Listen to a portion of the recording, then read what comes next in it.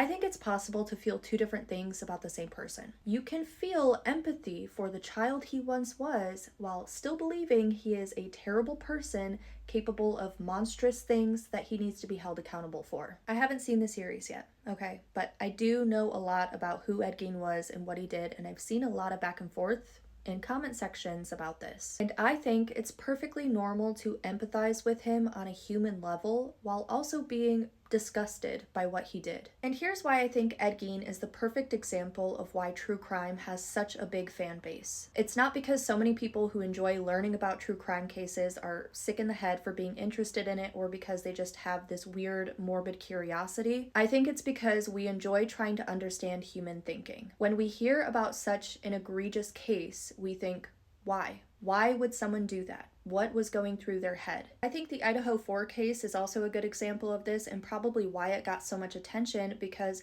why would Brian Koberger attack these random college kids that he didn't even know? We are constantly trying to understand the thought process and behaviors of other people. And Ed Gein is no different. He was abused horribly growing up. He had undiagnosed schizophrenia, which back in his time was still being demonized and there was no proper treatment for. Is that an excuse for what he did? No. Does it mean he shouldn't be held responsible? Also no. There are people who have been through the same or similar things and don't go on to do the things he did. But is it normal to feel bad for him because of the things that were out of his control?